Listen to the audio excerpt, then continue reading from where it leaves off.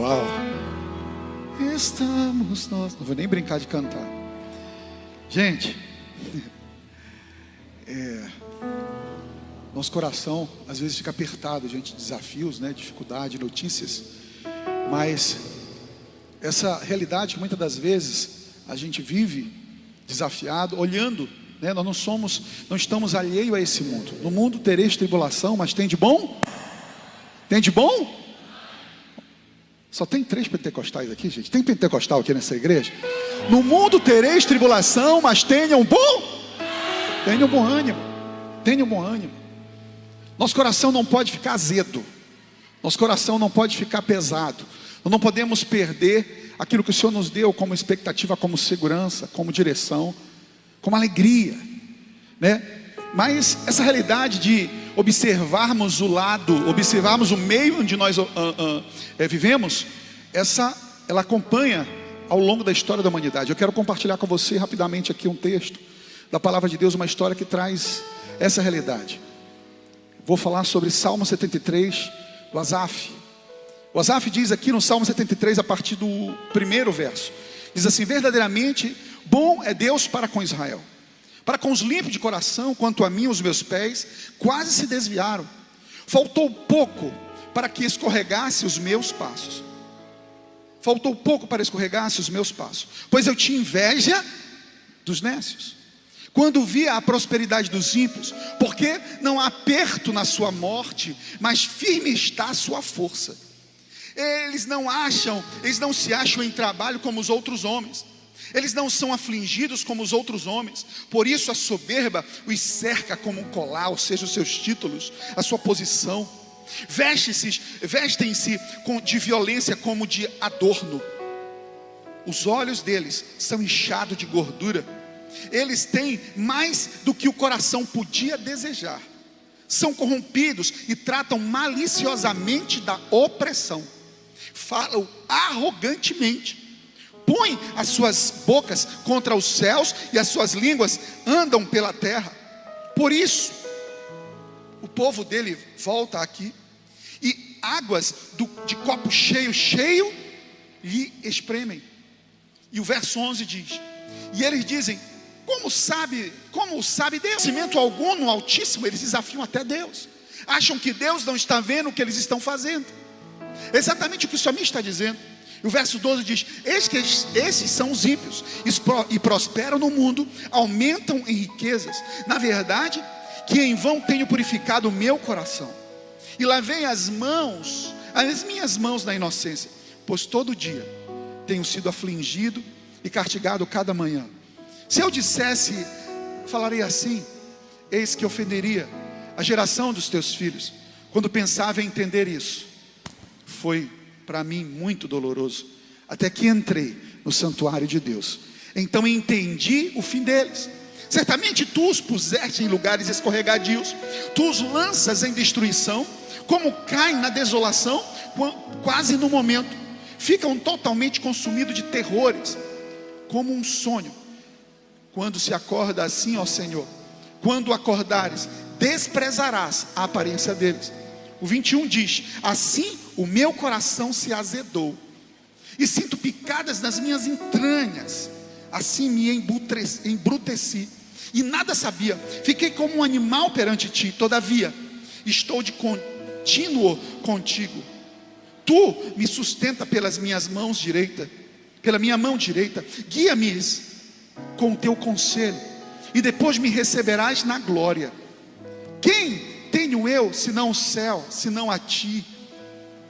E na terra não há quem eu deseje além de ti. A minha carne e o meu coração desfalece, mas Deus é a fortaleza do meu coração e a minha porção para sempre. Pois eis que os que se alongam de ti perecerão.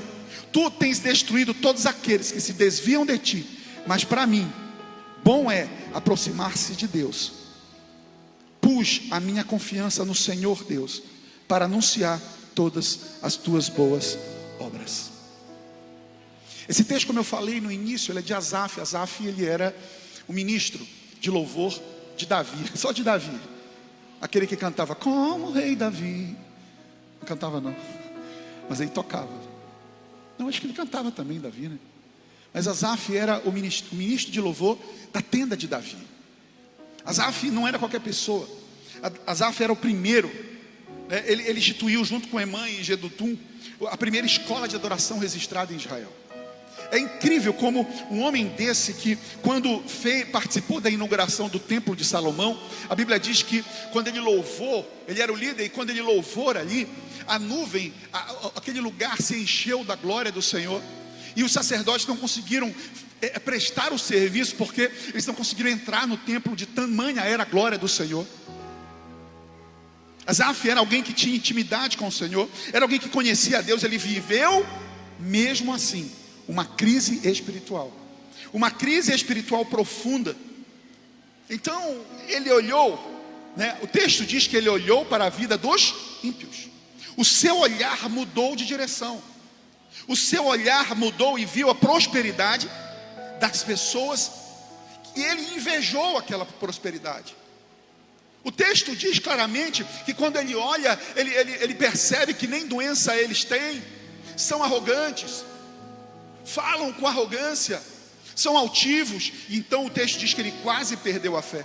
A tristeza foi tão grande que ele disse: quase me resvalaram, me desviaram os meus pés, no verso 12. Mas no final ele encontra a esperança e declara: o meu bem é estar junto de Deus, no verso 28, último verso. Por isso que é muito importante o final das coisas do que o início delas. Então a experiência de Asaf é uma referência para nós, é um espelho para nós refletirmos nessa noite.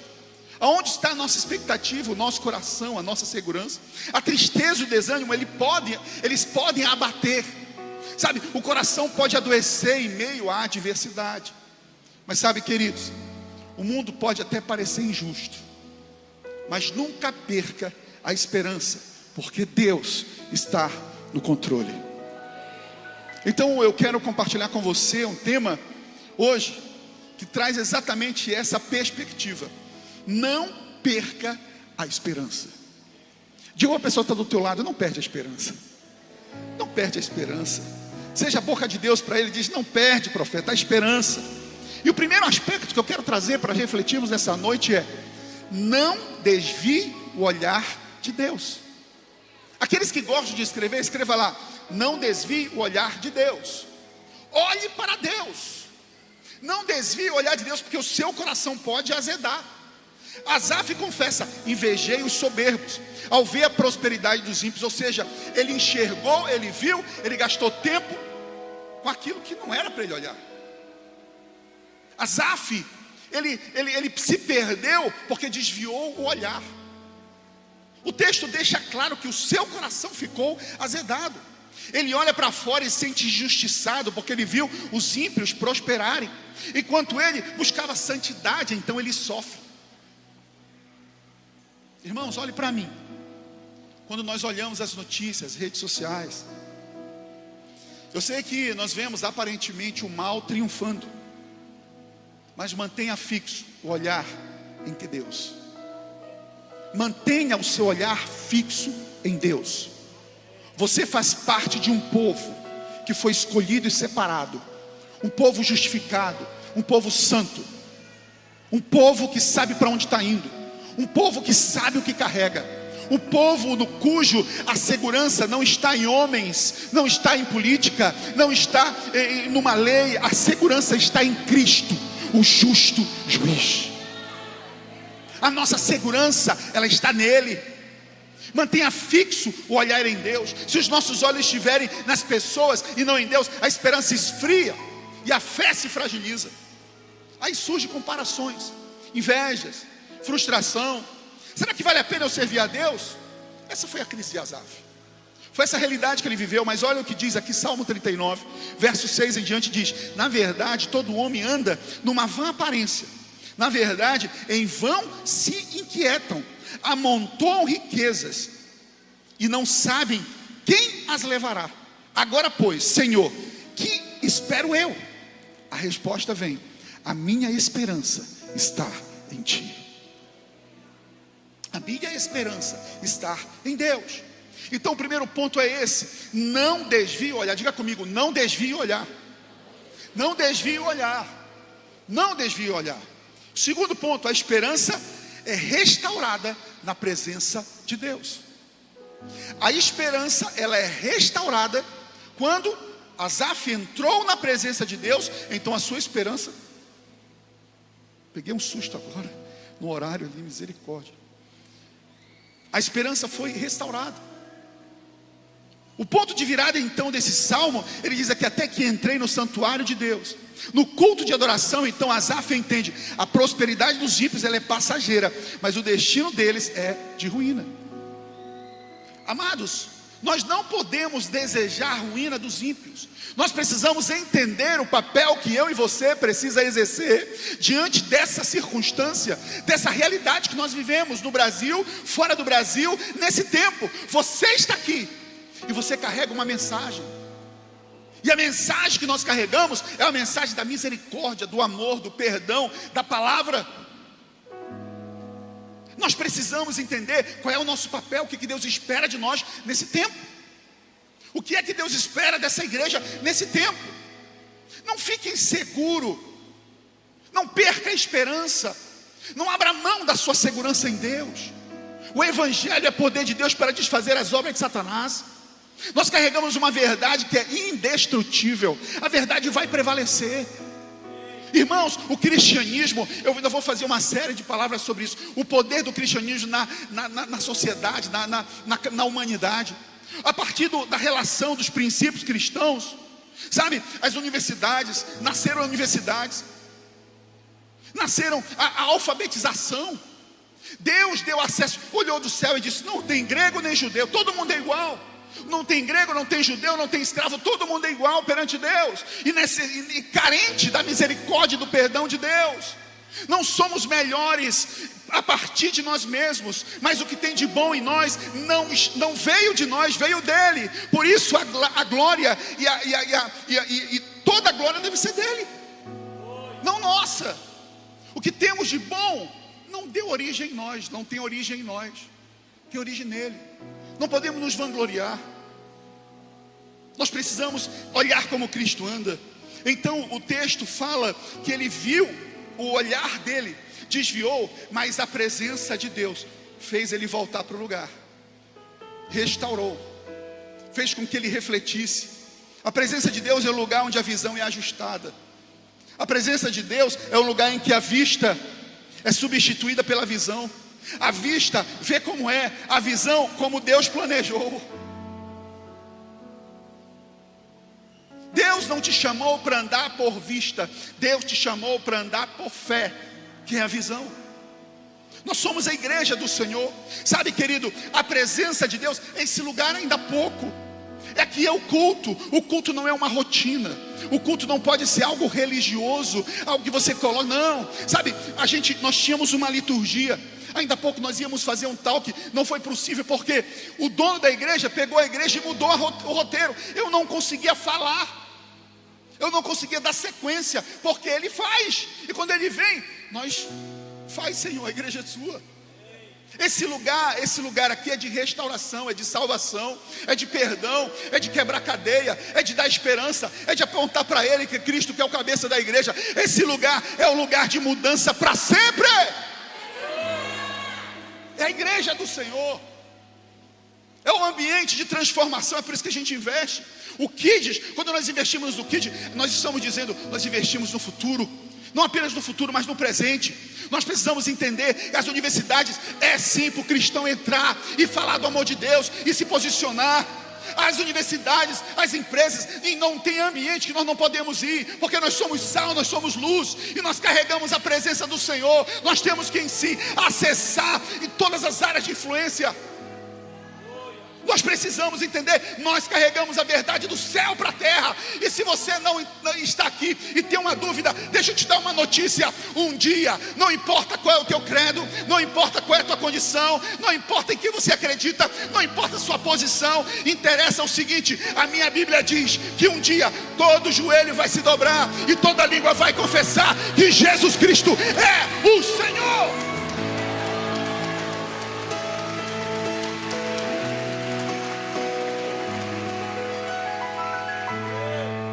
Mas o que parece confuso lá fora se esclarece quando estamos em intimidade com o Senhor. O que se parece meio confuso, não sabemos o que fazer, fica cristalino quando nós estamos cristalino e tem paz no coração quando nós estamos na presença do Senhor. Terceiro ponto, então, na presença de Deus descobrimos o verdadeiro valor da vida. Na presença de Deus nós entendemos qual é o valor da vida, o que mais importa. E o que mais importa é amar a Deus. E o que mais importa, em segundo lugar, amar o próximo. E o próximo mais próximo é a minha família, é minha esposa, é meus filhos. Gaste tempo com aquilo que importa. Você vai ficar velho, velha, invista a sua energia. Ontem eu estava doido para preparar o sermão de tarde, e aí só que nós estávamos, enfim, tanta coisa. E aí, à noite eu vou fazer. Era o finalzinho, precisava alinhar algumas coisas. E a Estelinha vai lá comigo e diz: pai, vamos jogar bola? Misericórdia, agora você já está mais magro. E de fato eu estou 33 quilos mais magro. Vamos! Pra cima, Lagoinha! Vamos pra cima, irmão. Saúde, o que interessa. O resto nem pra impressa.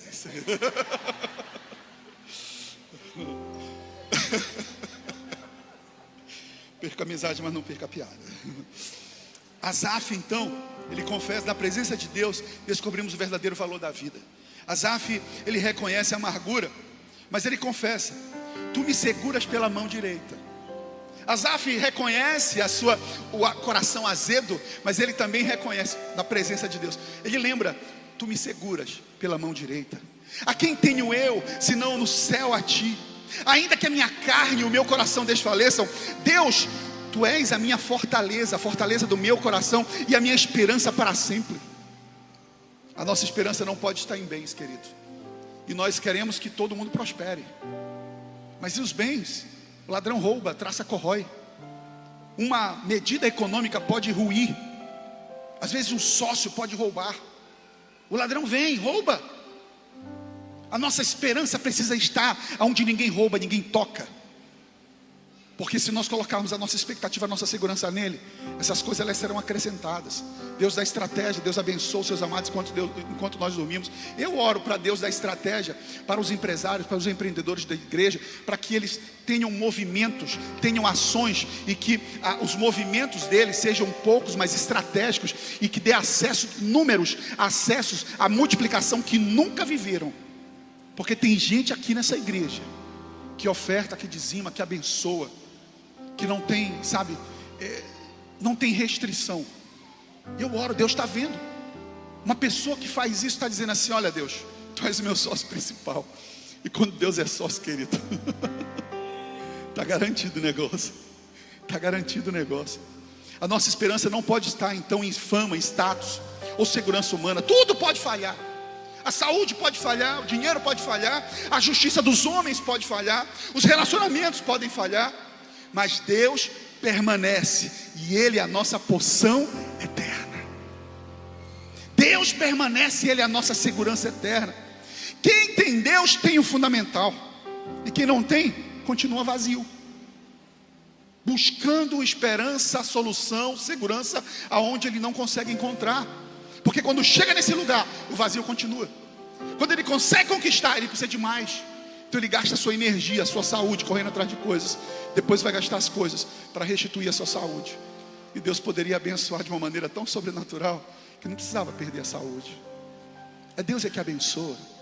Em toda a história da humanidade, em toda a história do povo de Deus, é Deus que abençoa. Atos 17, 28 diz: pois nele vivemos, nos movemos e existimos. É nele que vivemos, nos movemos e existimos. Quarto ponto, eu estou encaminhando para o final. O meu bem-estar é estar junto a Deus. O meu bem-estar é estar junto a Deus. O salmista termina com uma declaração de fé e esperança. Bom para mim é aproximar-me de Deus. Para Asaf, a verdadeira prosperidade não era a riqueza, mas a intimidade com o Senhor. Mas ele só chegou a essa conclusão quando ele chegou a entrar na presença do Senhor, quando ele chegou no templo, quando ele foi adorar, quando ele foi louvar.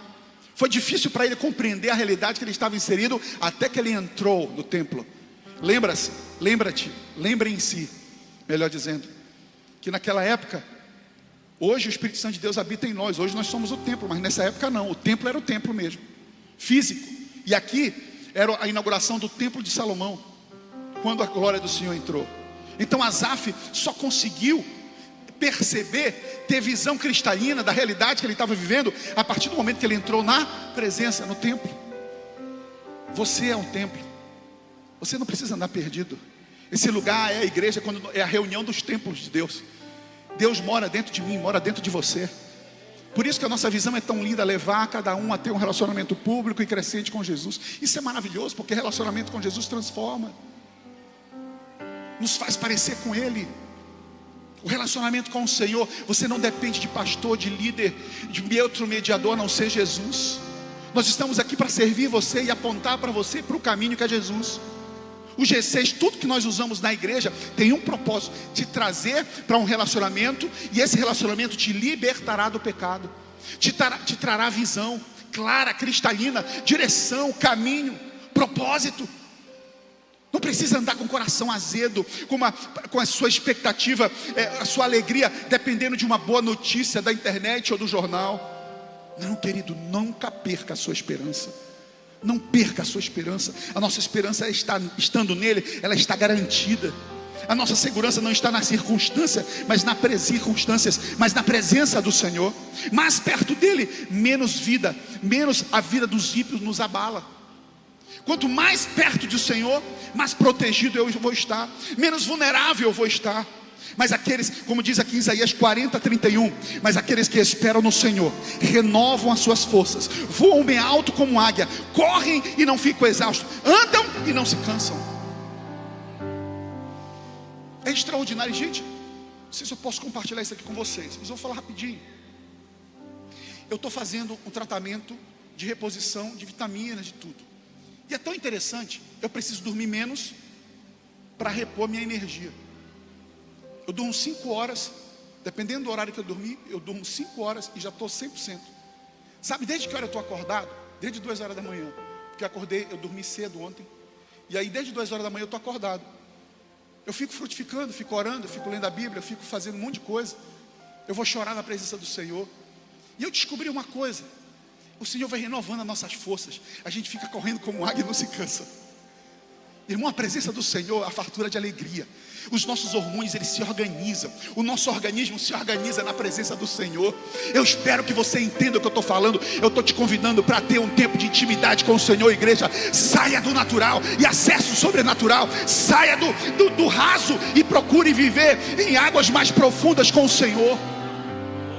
Igreja do Senhor, você vai ser triunfante quando você entender o que está disponível para você acessar. Há um banquete, há uma oportunidade, há um peso de glória sobre nós que carregamos, mas nós precisamos entender a nossa identidade, o nosso papel, o nosso chamado.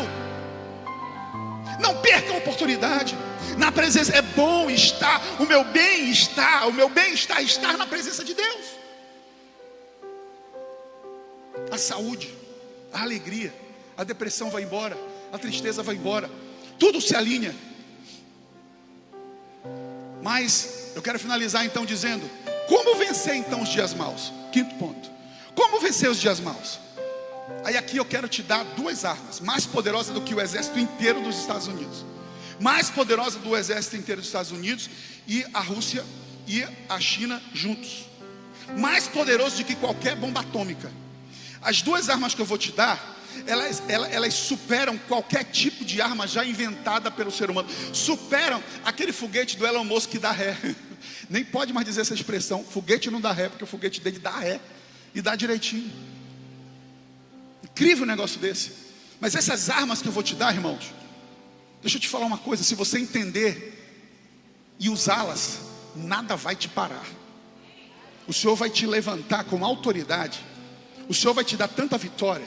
Você vai vencer os dias maus de uma maneira tão sobrenatural que você não vai nem entender. O inimigo vai vir por um caminho, por 7 caminhos ele corre. Você não vai nem entender, ele não vai nem entender o que aconteceu, porque você vai seguir triunfante, porque você está usando as armas corretas. E quais são essas armas? Porque os dias maus, ele vem sobre o justo e sobre o injusto. Você pode achar que os dias maus só vêm sobre o injusto. Não, ele vem sobre o justo também. Olha o que diz aqui em Mateus 7,24, diz assim: todo aquele que escuta as minhas palavras e as pratica, assemelhoei ao homem prudente, que edificou a sua casa sobre a rocha, e desceu a chuva, e correram os rios, e assopraram os ventos, e combateram aquela casa, e não caiu, porque estava edificada na rocha. E aquele que ouve as minhas palavras e não as cumpre, compará-lo-ei ao homem insensato, que edificou a sua casa sobre a areia, e desceu a chuva, e correram os rios, e assopraram os ventos, e combateram aquela casa, e a casa caiu, e foi grande a sua queda. Aqui está dizendo que a tribulação, que a tempestade veio só sobre o homem injusto, só sobre o homem insensato. Não, o primeiro que o Senhor coloca aqui é a palavra de Jesus falando, é o próprio Jesus dizendo. Ele está dizendo assim, ó, os dias maus, eles virão para o injusto, para o insensato e para o sensato, para o crente e não crente, para o evangélico e para o não evangélico, para o cristão e para o não cristão, para o justo e para o injusto. A questão é, quem vai permanecer? A questão é, quem vai ficar de pé? Como é que termina essa história?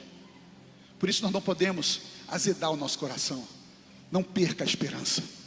Não perca a esperança, igreja do Senhor. Não perca a esperança, igreja do Senhor. Ouça bem, saia daqui com essa palavra: não perca a esperança. Não ande triste, não ande cabisbaixo.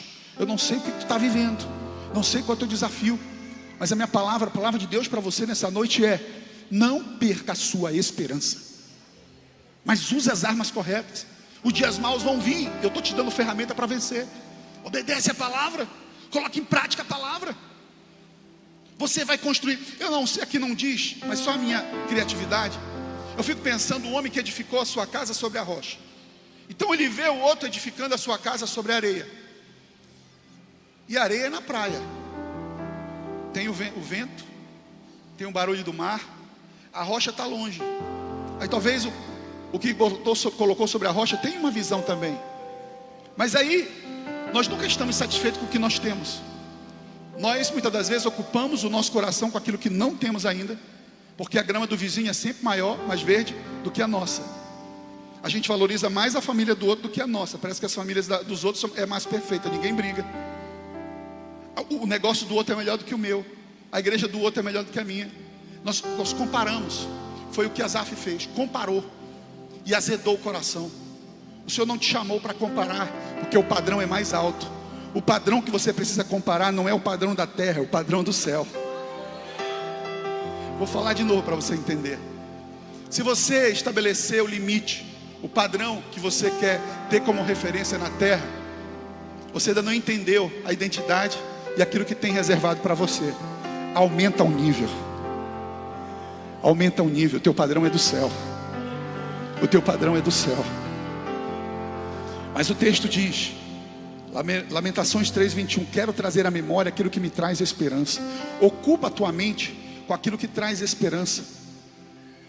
Então a primeira é ouvir e obedecer a palavra. É a primeira arma poderosa.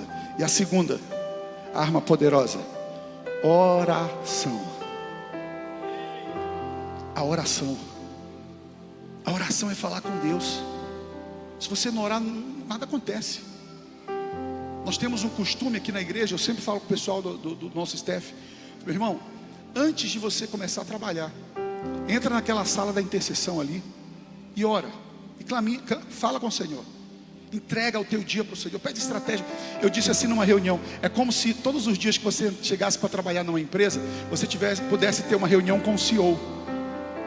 Com o CEO da empresa. Ele vai te dar diretriz, não através do gerente, não através do diretor, é ele mesmo que é o dono. Então quando você entra naquela sala, naquela casa de força ali, você está pegando direção direto do dono da igreja, do cabeça da igreja, do que sustenta a igreja, do que provê para a igreja, do que sabe o que quer. Nós estamos aqui para obedecer, irmãos. A igreja não tem dono na terra, ela tem dono no céu. A igreja é dele, a igreja é do Senhor. Então você precisa entender que essa oração, a oração é uma prática que você precisa ter, incorporar no teu tempo diário. na tua rotina diária. Ana pediu um filho em oração e recebeu um profeta. Ezequias, o rei Ezequias, pediu a cura de uma enfermidade e Deus acrescentou 15 anos na sua vida. Elias clamou a Deus, e o filho da viúva de Sarepta ressuscitou, reviveu. Pedro estava preso, e a igreja orou, e as cadeias romperam, e Pedro foi liberto. Paulo e Silas estavam presos, e cantando e orando, e perto da meia-noite houve um terremoto, e as cadeias se romperam. E por último, Jesus orou no Getsemane. E olha o texto dizendo, Mateus 26, 36 diz: então Jesus foi com seus discípulos a um lugar chamado Getsemane e disse-lhes: sentem-se aqui enquanto eu vou orar ali. Levando consigo Pedro e os 2 filhos de Zebedeu, começou a entristecer-se e a angustiar-se. Como é que estava o coração de Jesus? Triste e angustiado. Como é que estava o coração de Jesus? Ô gente, me ajuda a pregar. Como é que estava o coração de Jesus? Sabe por que eu estou pedindo para você repetir? Porque talvez o teu coração esteja assim. Mas olha como Jesus fez através da oração. Ele era Deus, mas ele era também homem. Você não pode dizer assim, mas ele era Deus, mas ele era homem, 100% homem. Por isso é o nosso Senhor e Salvador. Se ele fosse só Deus, por que Deus não pode nos salvar? Deus Pai. Por que o Espírito Santo não pode nos salvar? O Deus é Espírito Santo, ele não é Deus. Mas ele é só Deus, ele não é homem. O único 100% Deus e 100% homem é Jesus de Cristo de Nazaré. Porque só ele que tomou meu lugar e o teu lugar na cruz, se fez carne e habitou entre nós. Então Jesus, quando estava no Getsemane, ele chorou, ele ficou com o coração triste e angustiado. E disse-lhe então: a minha alma está profundamente triste, numa tristeza mortal. Como é que estava o coração de Asaf? Azedo, triste, abatido. Olha como é que está o coração de Jesus, numa tristeza, alma profundamente triste, numa tristeza mortal. E aí ele diz: fiquem aqui e vigiem comigo. E o verso 39, indo um pouco mais adiante, prostrou-se o rosto em terra e orou: meu pai, se for possível, afasta de mim esse cálice, contudo, não seja como eu quero, mas sim como tu queres. Aí, irmão, ele orou, o coração dele estava, ele orou. Aí olha o texto de João, contando o que aconteceu, o desfecho. Então Judas foi para o olival, levando consigo um destacamento de soldados, e alguns guardas enviados pelos chefes dos sacerdotes e fariseus, levando tochas e lanternas e armas. Jesus, sabendo o que ia acontecer, olha o que Jesus fez. Como era que estava antes de orar o coração de Jesus? Veja se essa atitude é de alguém que está com o coração triste e angustiado. Porque quando os soldados chegaram com Judas para prender Jesus, sabe o que Jesus fez? Ele disse: quem vocês estão procurando? E o texto diz, aí eles responderam: Jesus de Nazaré. Aí Jesus disse: é ele. Foi isso que Jesus fez? O que Jesus falou? Sou eu. Isso não é um coração, uma atitude de alguém que está com o coração acuado, triste, angustiado. Ele disse: quem é que vocês estão procurando? É Jesus Cristo de Nazaré? Sou eu. Pode me levar. Eu sei a minha missão, porque eu já me alimentei diante do Pai, eu já orei, eu sei o que vai acontecer comigo. Eu vou morrer, mas eu vou vencer a morte. Eu vou estabelecer um caminho, o caminho da salvação. Inclusive vocês também. Eu já digo para vocês, para o Pai perdoar vocês, porque vocês não sabem o que estão fazendo. Jesus, depois de um coração triste e amargurado, angustiado, ele orou ao Pai, e o Pai o encorajou, e ele se apresentou diante dos seus algozes e disse: sou eu aqui. E eles, sabe o que os guardas fizeram? Eles recuaram. O texto diz que eles caíram na terra. Eles ficaram acuados com medo, porque como alguém que vai prender, vai ser preso, e aí ele vai se apresenta: sou eu, sem medo algum, com autoridade, porque a nossa autoridade não está na terra. Entenda bem, a fonte de autoridade da igreja, ela não está na terra, na posição, no cargo, sabe, nos cursos, no certificado. A fonte de autoridade da igreja, ela está no céu. A fonte de autoridade da igreja não está na sua prerrogativa que você tem na terra, mas no seu posicionamento que você tem diante de Deus. Não está na sua fama, no seu reconhecimento na rede social, ou na terra, ou na igreja, ou no mercado. Está no teu reconhecimento no céu. Essa é a nossa fonte de autoridade. Eles recuaram. E para finalizar, fique de pé no teu lugar, querido.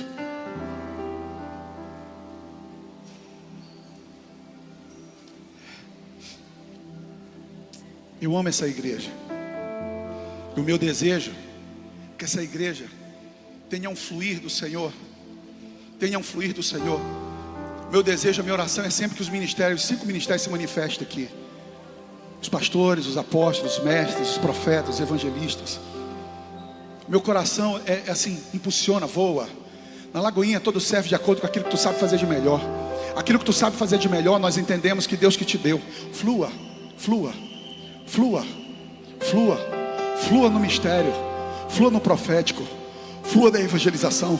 Nós estamos aqui para te impulsionar. Flua, vai mais longe, vai mais longe, vai mais longe. A sua igreja é uma igreja que impulsiona, que envia.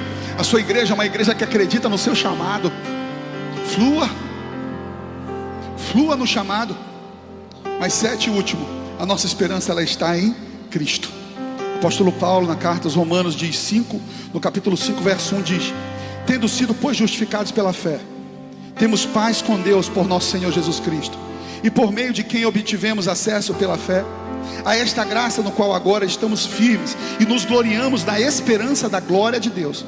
Não só isso, mas também nos gloriamos nas tribulações, porque sabemos que a tribulação produz perseverança, e a perseverança um caráter aprovado, e o caráter aprovado esperança. E a esperança não nos decepciona, porque Deus derramou o seu amor em nossos corações por meio do Espírito Santo que Ele mesmo nos concedeu. De fato, no devido tempo, quando ainda éramos fracos, Cristo morreu pelos ímpios. Dificilmente haverá alguém que morra por um justo. Pelo homem, bom, talvez alguém tenha coragem de morrer, mas Deus demonstra seu amor por nós, quando Cristo morreu em nosso favor, quando ainda éramos pecadores. Agora fomos justificados por seu sangue, muito mais ainda seremos salvos da ira de Deus por intermédio de Jesus. Sabe o que esse texto está dizendo?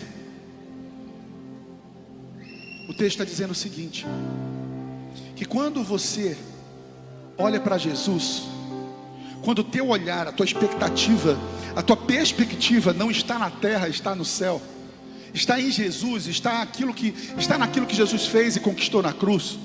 Olhe bem para mim. Então você vai ter que reconhecer algo.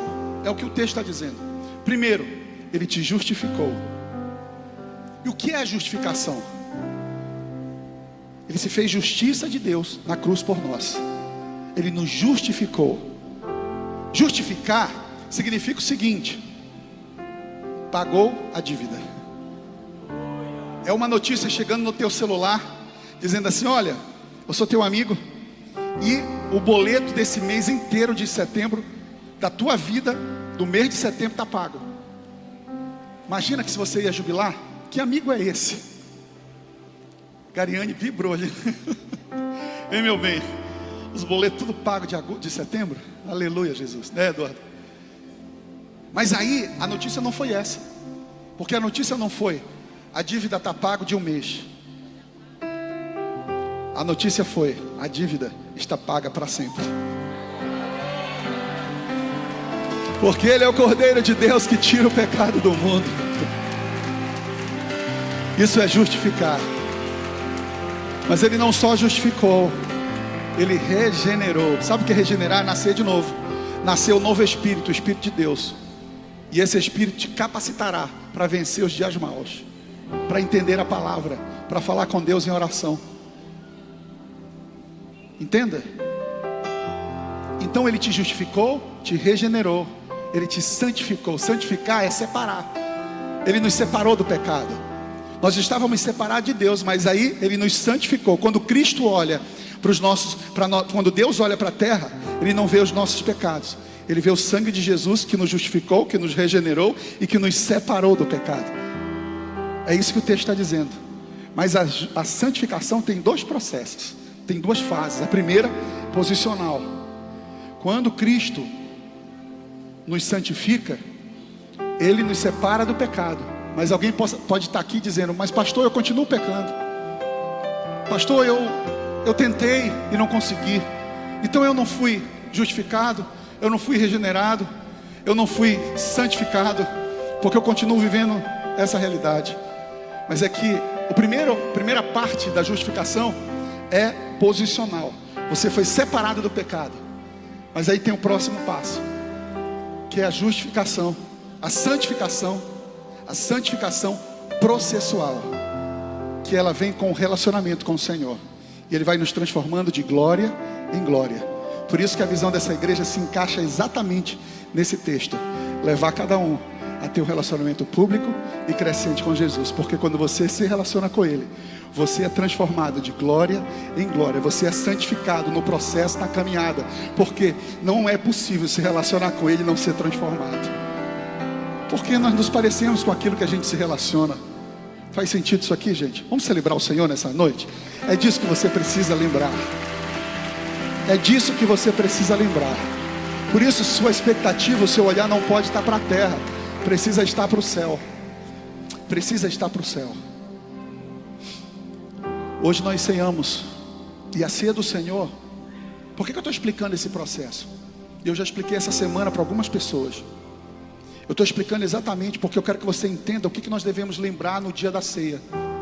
O que nós devemos lembrar? É que Ele me justificou, Ele me regenerou, Ele me santificou, e eu estou em processo de transformação por causa do relacionamento. Mas eu preciso me relacionar através da palavra e da oração. Senão o meu coração azedará. Mas se eu elevar a minha expectativa para Ele, os meus olhos serem levados a Ele, então o meu padrão, o sarrafo muda, aumenta. Porque o meu padrão não é a terra. Deus libera coisas sobrenaturais, irmão. Alguém na história já tinha visto o mar vermelho se abrir? Irmão, nós somos a primeira igreja de Belém em um shopping.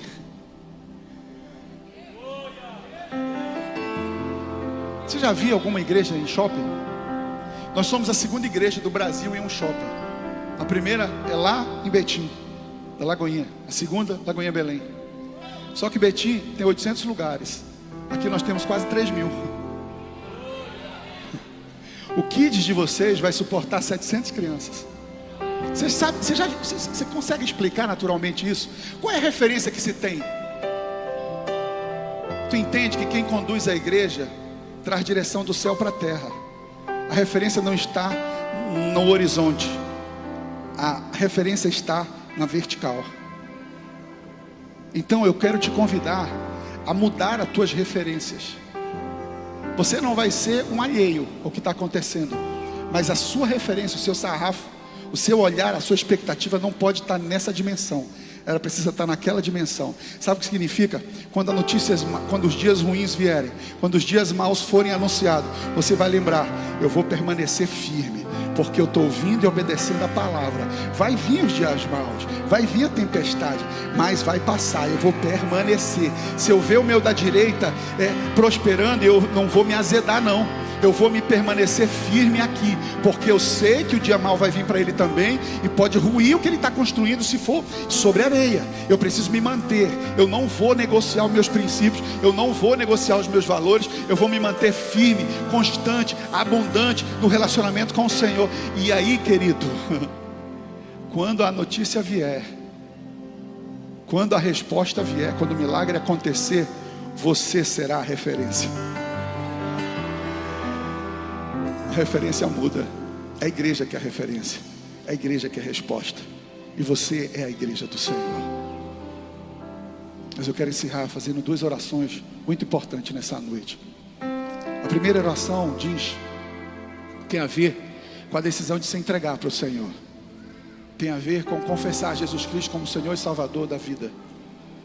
Quando nós confessamos Jesus Cristo Senhor e Salvador, esse processo que eu acabei de explicar de Romanos, ele acontece na nossa vida. Ele nos justifica, nos regenera e nos santifica. Essa é a salvação, o processo da salvação. É o pacote da salvação.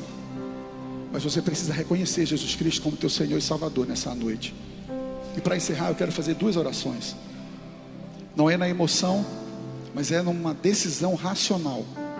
Porque eu não estou te convidando para fazer parte de uma denominação, de uma igreja, de uma religião, e nem entregar a tua vida para pastor. Eu estou te chamando para convidar, entregar a tua vida a um novo de Deus, para ser perdoado, sair daqui leve, sair daqui como você nunca viveu os melhores anos da tua vida. A partir de hoje, você será uma nova criatura. As coisas velhas ficam para trás e tudo se faz novo. Porque se o Filho vos libertar, verdadeiramente sereis livre. Nós somos todos criaturas de Deus. Mas quando a gente reconhece Jesus Cristo como Salvador, nós passamos a ser filho de Deus. Significa que você passa a ter herança de Jesus. Há uma herança para você, se você se tornar filho. E a principal é que Ele vai vir buscar a sua igreja, vai vir buscar os seus filhos para morar com Ele.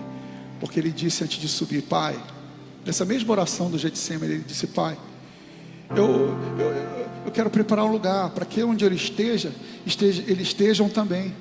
Eu não peço para que você tire do mundo, mas o protejam, Senhor. Jesus ama você. E essa é a melhor notícia que eu poderia te dar nessa noite. Ele ama você. Você pode olhar para você e talvez não se amar, nem encontrar nenhum valor em você. Mas você está aqui me ouvindo porque alguém te convidou, porque você viu um anúncio. Você não está aqui por acaso. Você está aqui porque o Espírito Santo de Deus te atraiu para esse lugar. Eu quero fazer essas 2 orações e vou pedir para toda a igreja colocar a mão no coração. Me ajuda nesse momento em oração. Toda a igreja me ajuda bem forte, dizendo assim: Senhor Jesus, nessa noite eu entrego o meu coração a Ti. Perdoa os meus pecados. Escreve meu nome no livro da vida. Senhor, eu que andei nos Teus caminhos e me afastei, hoje eu quero voltar para os Teus caminhos. Me recebe mais uma vez. Eu quero fazer uma nova aliança contigo. Senhor Jesus, eu quero viver um novo. Eu quero me tornar Teu filho nessa noite. Eu renuncio os meus pecados e eu Te reconheço como meu Senhor e Salvador nessa noite. Em nome de Jesus, ainda de olhos fechados. Você que fez uma dessas 2 orações pela primeira vez, eu vou contar até 3.